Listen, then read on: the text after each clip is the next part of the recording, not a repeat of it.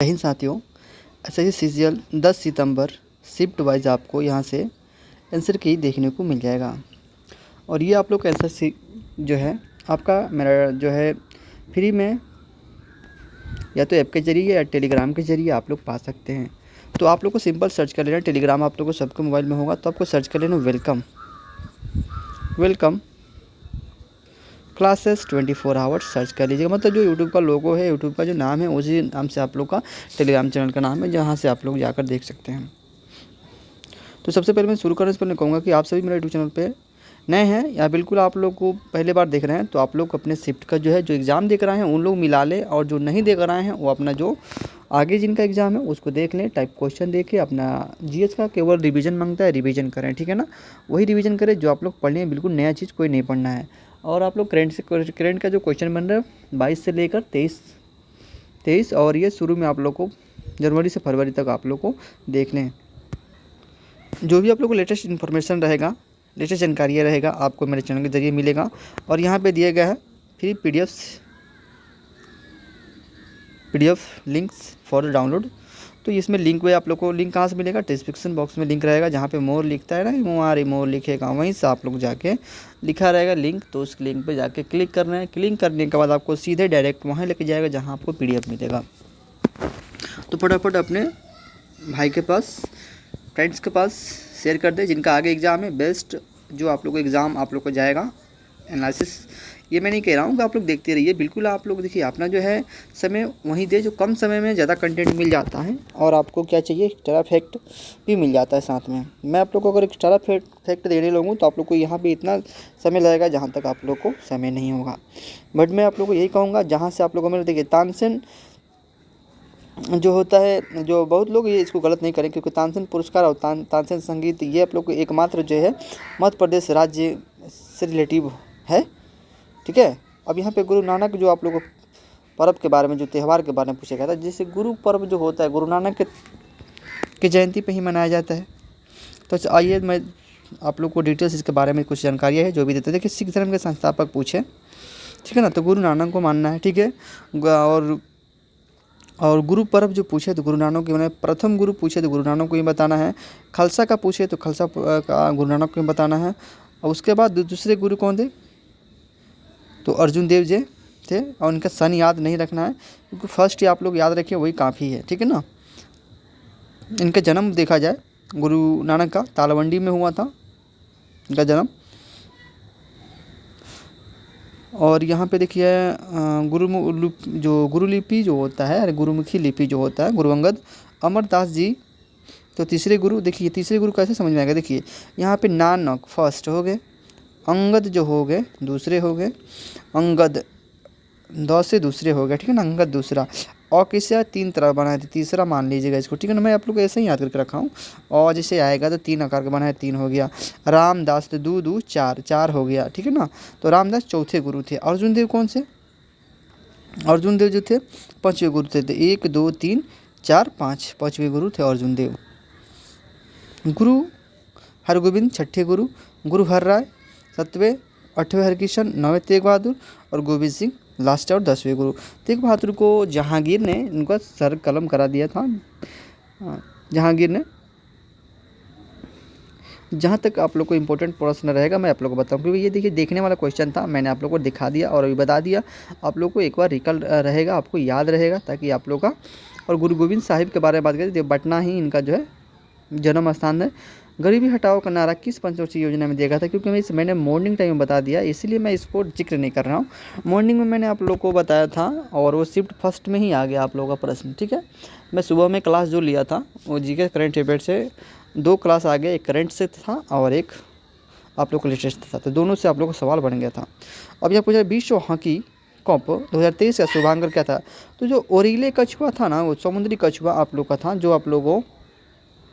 और इसका जो 2023 में जो हुआ था 2 स्टेडियम में आप लोग को, जो एक बिरसा मुंडा स्टेडियम में हुआ था और कलिंगा जो स्टेडियम में इनके।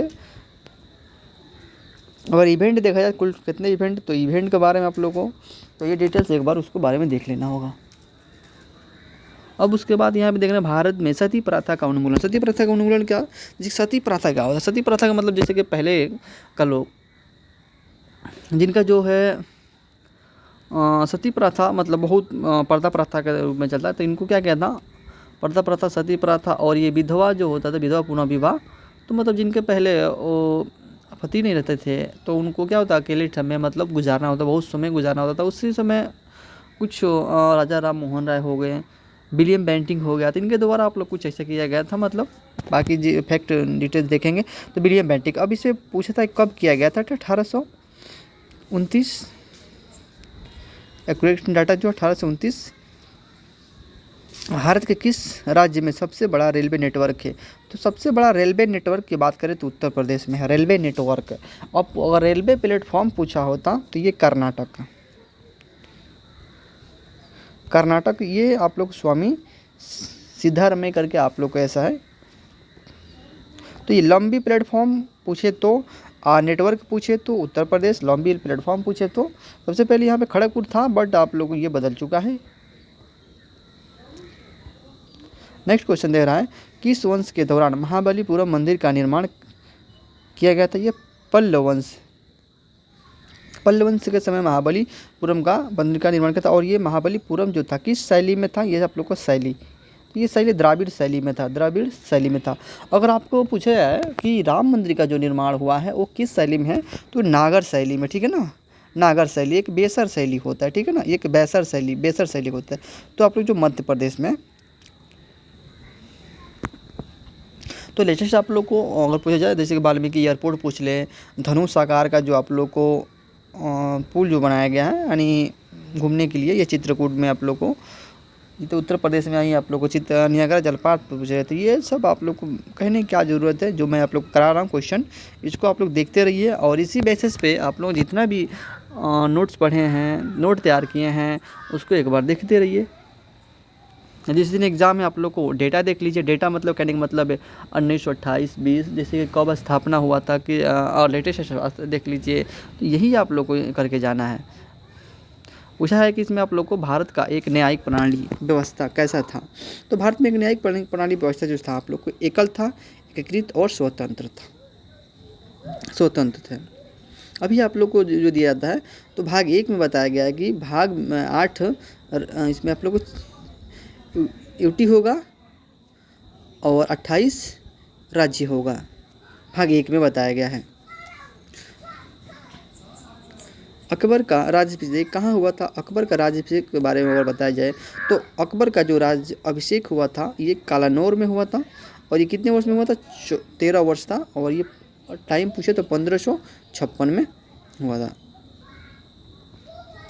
अकबर के बारे में अगर देखा जाए तो अगर फतेहपुर के सिकरी पूछा जाए, फतेहपुर सिकरी का किला या दरवाज़ा तो किसने बनवाया था, ये अकबर के समय में बनवाया था। अकबर के नवरत्न के बारे में मैंने पढ़ा दिया है, तो अब मैं इसको रिकल करते रहूँ। अगर अकबर के बारे में टोटल इस वीडियो में बताऊँ तो जो लोग पहले देख रहे होंगे, दूसरी बार देखें, तीसरी बार देखें, वो बोर हो जाएंगे, इसलिए मैं आप लोग को जिक्र कर रहा हूँ। फर्स्ट शिफ्ट वाले बिल्कुल आप लोग फर्स्ट वाले देख लीजिएगा वीडियो। अभी क्या होता है, मैं फर्स्ट, सेकेंड और थर्ड तीनों शिफ्ट का एक साथ लेकर आया हूँ, और तीनों शिफ्ट का एक साथ टाइप करके PDF है, आप लोग को सीधे लिखा रहेगा फर्स्ट पार्ट 1 यानी शिफ्ट 1, शिफ्ट 2, शिफ्ट 3, तीनों शिफ्ट एक साथ आप लोग पा सकते हैं। भारत में पहली बार राष्ट्रीय आय का अनुमान किसने लगाया था, ये पर व्यक्ति 20 पर कैपिटा इनकम करके लगाए थे दादाभाई नौरोजी। दादाभाई नौरोजी का अगर देखा जाए तो इन्हें वयोवृद्ध पुरुष भी कहा जाता है। और इनके द्वारा जो आप लोग को लिखा गया पुस्तक आप लोग को, तो ये कुछ इकोनॉमिक्स करके ऐसा है, मतलब आप लोग को इकोनॉमिक्स से ही संबंधित है। अब नेक्स्ट क्वेश्चन है न्यूजीलैंड के तत्कालिक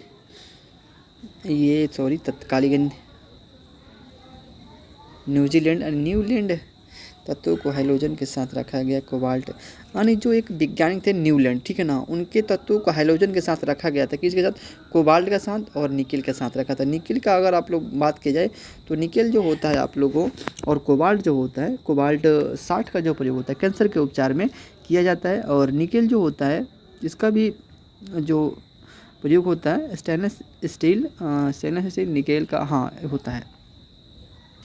चंपारण सत्याग्रह के बारे में कुछ डिटेल्स फैक्ट्स देखा जाए तो यहाँ पर चंपारण सत्याग्रह मैं तो टाइप कर दिया हूँ, बस आंसर भी टाइप कर, आपको इसको रिकल करना है, फटाफट सुन लेना है। सुनने के बाद आपको कहीं भी आप लोग खाना बना रहे हैं या आप लोग बैठे हैं तो बिल्कुल आप लोग इसको कान में लगा के ईयरफोन लगा के सुन सकते हैं, बिल्कुल आप लोग को फ़ायदेमंद होगा। चंपारण सत्याग्रह किस वर्ष शुरू हुआ था? अगर आपको डिटेल फैक्ट चाहिए तो ज़रूर आप लोग बताइएगा, मैं भी टाइप करके कहीं कहीं जहाँ भी इंपॉर्टेंट क्वेश्चन लगा है मुझे लगा है, हाँ उसको रिवीजन करा देना चाहिए। अगर इसको मैं रिवीजन कराऊँ तो बताइए आप लोग, चंपारण सत्याग्रह आप ऐसे सीजीएल का एग्ज़ाम देने गए हैं, क्या मैं इसको कोई ऐसे कैंडिडेट है जो आप लोग 1917 चंपारण सत्याग्रह के बारे में अवगत ना हो? तो ये 19 अप्रैल 1917 को हुआ था। और यहाँ जो चंपारण जो है बिहार में पड़ता है, पश्चिमी चंपारण, पूर्वी चंपारण, और भारत का जो राज्य है बिहार, वो सबसे पर बिहार जो का स्थिति देखा जाए, क्षेत्र की स्थिति, तो ये आप लोग को कौन से छोर पे है? तो सबसे आप लोग को पश्चिमी छोर पे यही है, ठीक है ना, पश्चिमी छोर पे है, क्योंकि ये आप लोग को नेपाल के साथ सीमा साझा करता है। तो इसमें ये मैं बता रहा था चंपारण में, तो चंपारण में आप लोग को जो बुलाए थे तो उनका नाम था राजकुमार शुक्ल। इन्होंने गांधी जी को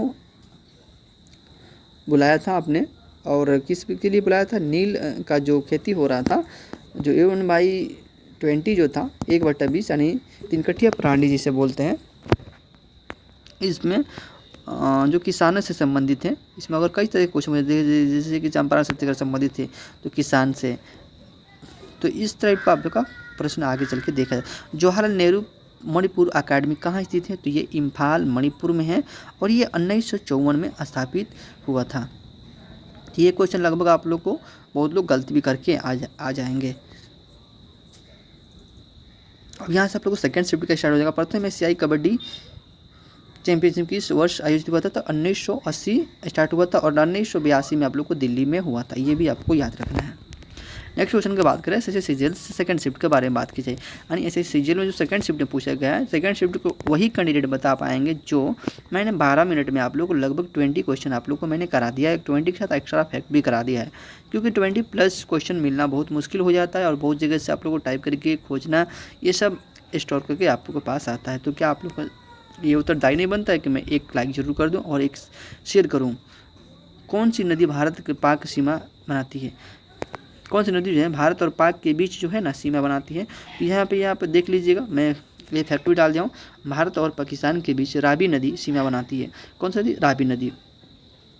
दो नदी है जो आप लोग को पाकिस्तान और भारत के बीच सीमा समझते हैं, जिससे कि बोला गया था तुम 20% ले लो, मैं 80% लूँगा। फिर अगले में बोला गया था, दूसरे नदी जो है आप लोग को सिंधु नदी में बोला गया तुम मैं 80% यूज़ करूँगा, तुम 20% यूज़ करोगे। अगर डिस्ट्रिक्ट बताना चाहूँ तो यहाँ पे आप लोग देखिए, भारत पाकिस्तान में प्रवेश करती और रावी नदी सिंधु नदी के 5 सहायक नदियों में से एक है, ठीक है ना। और 5 नदियों का भूमि पूछा जाए तो पंजाब हो गया। भारत और पाकिस्तान के बीच जो आप लोग का रेखा निर्धारित होता है, ये रेड क्लिप रेखा 17 अगस्त 1947 को लागू हुआ था। हेनरी रेडिंट करके आप लोग को ये संस्थापक ये लागू करने वाले व्यक्ति थे। अगर मेक मोहन रेखा पूछा जाए, मेक मोहन रेखा तो ये मेक मोहन चीन के बीच। डूरंट रेखा पूछा जाए तो ये अफगानिस्तान के बीच हो गया। 38वीं रेखा पूछा जाए तो उत्तर कोरिया दक्षिण कोरिया होगा। 49वीं पूछा जाए तो ये 49वीं आप लोग को USA और कनाडा के बीच हो गया। फिर पूछे विकेट कीपर शब्द किस खेल से संबंधित है? तो विकेट कीपर खेल से तो ये क्रिकेट से है। क्रिकेट में क्या कौन कौन से शब्द बोले जाते हैं, ये यूज़ किए जाते हैं? देखिए, maiden over, follow on, rubber, aces, catch, bowl, stump out, run out, LBW, hit wicket. तो ये सबको मालूम होगा, LBW वाला, रन आउट वाला, स्टंप विकेट वाला, कैच, बाउल, ऐसे कुछ होगा जो नट आउट, ये भी याद होगा। नो बॉल, ये भी याद होगा। Wide ball, head ball, overthrow, bye, तो ये बाय आप लोग याद है, तो बाय ये भी याद रखिएगा। Leg, cover over drive, left spot pull, 6 flow through, turn, spin, गॉम्बी, यर्कर, बाउंसर। अब यहाँ पे पूछा जाता है हरेला, अगर यहीं पे दे दे हरेली, क्या दे दे? हरेली, तो आप लोग एकदम इजी से, अगर छत्तीसगढ़ में क्या आ रहा है, छत्तीसगढ़ हम लिखेंगे छत्तीसगढ़, तो छत्तीसगढ़ में दुर्गंधी मात्रा जो आता है हरेली, और ये मात्रा ही के आधार पे मैंने इसको ट्रिक लगाकर सेट किया। हरेली पूछे तो छत्तीसगढ़, हरेला तो उत्तराखंड, ठीक है, ये आप लोग को। और इसमें जो होता है उत्तराखंड में आप लोग को अगर बात किया जाए तो मसूरी पर्व जो हो गया, पाया जाता है, फूल घाटी पाया जाता है, फूलों की घाटी। नंदा देवी जो हो गया आप लोग पर्वत हो गया। तो इससे रिलेटिव आप लोग को बहुत सारे क्वेश्चन हो जाएगा। द इंडियन स्ट्रगल पुस्तक के लेखक कौन है? सुभाष चंद्र बोस। सुभाष चंद्र बोस 1939 में फॉरवर्ड ब्लॉक की स्थापना किए थे। भारतीय संविधान का अनुच्छेद 40, मतलब जो भारत के संविधान है उसमें अनुच्छेद 40 क्या जिक्र दर्शाता है, क्या दर्शाता है? तो 40 आप लोग को भारत में बोला गया कि 40 के तहत कि भारत में एक ग्राम पंचायत होगा, जो आप लोग को किस में 40 में। और भाग पूछे तो भाग आप लोग को बता देना है, भाग किस भाग में है? तो भाग आप लोग को 9वें में। और कौन सी संशोधन सबसे पहले? भूमि संशोधन ही हुआ था, 1951 में संशोधन पहला हुआ था। किस राजवंश के शासक गौतमी पुत्र सतकर्णी थे? तो ये सतवाहन वंश के। सतवाहन वंश के शासक इन्हें क्या था? सिमुक जो थे। आप लोग को शीशे का सिक्का का प्रचलन, मतलब शीशे का सिक्का का प्रचलन किस शासकों ने किया था? सतवाहन शासकों ने किया था।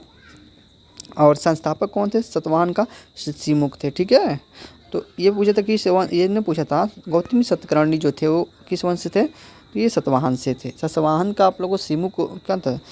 सिमुक के साथ सतवाहन वंश के शासक कौन थे? सिमुक थे। तो ये सतवाहन वंश के शासक थे और सतवाहन वंश के 23वें शासक थे। गौतमी पुत्र सतकर्णी के पिता का नाम था शिव स्वती और माता का नाम था गौतमी श्री बालाश्री। तो ये टोटल आप लोग गौतमी पुत्र के बारे में, जिससे मैं आप लोग को बताऊं। माता का नाम मैंने बता दिया है। और ये आप लोग गौतमी पुत्र सतकर्णी ने शक राजा नहपान को हराया था। किसको हराया था? नहपान को। तो ये आप लोग को लेटेस्ट। और आप लोग को जो ऐसे क्वेश्चन होता है, जो बहुत सारे कैंडिडेट होता है जिनको याद नहीं होता है, या जिनको आप लोग को जो पॉइंट रहता है उसी पॉइंट से क्वेश्चन उठा लिया था वैसे से। और इसमें आप लोग को ये भी लिखा था सतवाहन राजाओं ने चांदी, तांबे, शीशे, पोटीन, कांसे के सिक्कों का प्रचलन किया था। तो इतने सिक्कों में आप लोग को तांबे पूछते, शीशे पूछते, पोटीन पूछते, कांसे पूछते, तो ये आप लोग को सतवाहन शासक ने।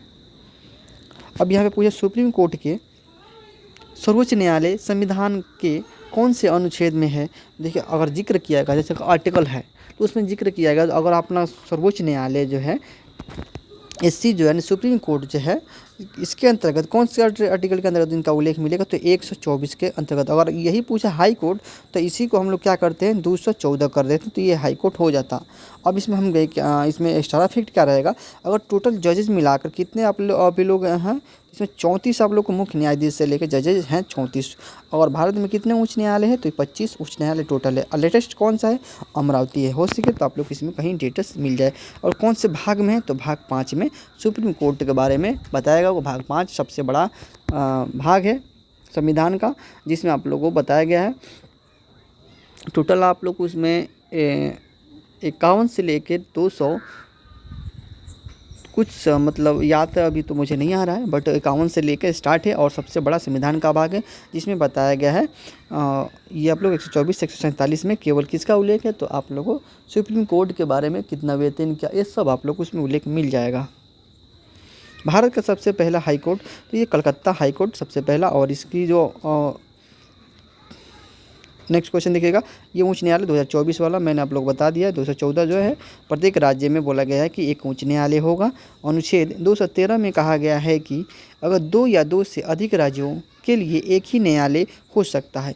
तो ये भी आप लोग पूछ सकता है कि कौन सा ऐसा आर्टिकल है जो उसमें कहा गया है क्या किसी राज्य के लिए, क्या किसी 2 राज्य के लिए एक ही न्यायालय हो सकता है? बिल्कुल हो सकता है, एक ही न्यायालय हो सकता है। वर्तमान में भारत में कुल 25 उच्च न्यायालय मैंने आपको पहले ये बता दिया। लेटेस्ट कौन है?